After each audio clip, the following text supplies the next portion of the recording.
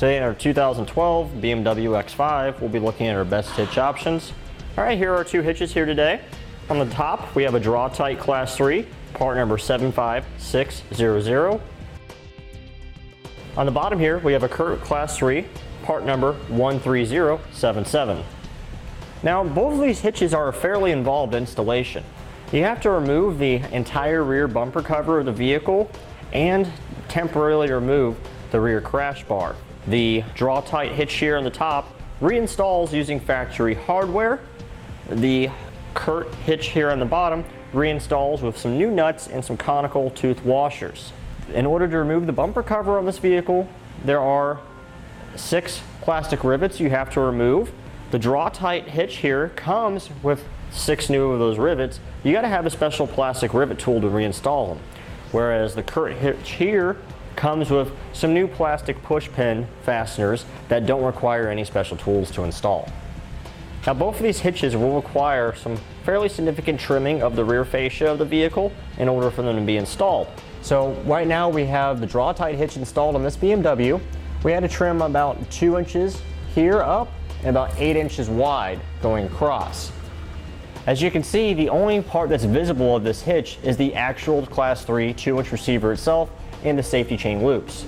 Everything else is hidden behind the bumper cover. The Curt hitch should look exactly like the Draw-Tite hitch here as far as what is visible and what's not visible. Now, the Draw-Tite hitch here has a rectangular steel construction, whereas the Curt hitch has a round tubular steel construction. As far as differences, you won't be able to see any difference of that because that part is completely hidden behind the rear bumper cover. Both of our hitches here today have a round tubular safety chain loop, so it's real easy to hook even small diameter safety chains on. They're both pretty much close to the same size. The Draw-Tite may have a little bit more space here, so larger ones might have more room. Now, both our Curt and Draw-Tite hitch have our standard 5/8 diameter hitch pin hole, whereas the Draw-Tite here has an additional hole for a J-pin stabilization device. What a J-pin stabilization device does is take some of that annoying shake and play and rattle out of the device that's inserted into the tube of your receiver, such as a bike rack or a cargo carrier.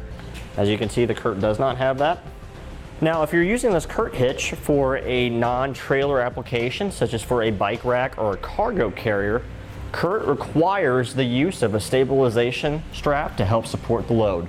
Both of these hitches here feature a 6,000 pound max gross trailer weight rating and a 600 pound max tongue weight rating.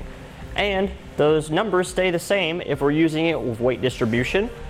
Obviously, you want to consult with the owner's manual of your vehicle and not exceed whatever it's rated to tow. So if it's only rated to tow 5,000 pounds, we don't want to tow the full 6,000 pounds that these hitches are rated for.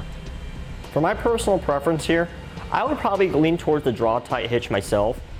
Even though it requires the use of a specialized tool to reinstall the plastic rivets that hold the bumper onto our vehicle, I like the fact that you don't need the stabilization strap if you're using it for a bike carrier or a cargo rack. And I also like the fact that it has the additional J-pin stabilization device hole. And that completes our look at the best hitch options for the BMW X5. Click the link below to shop, learn more, or visit us at etrailer.com.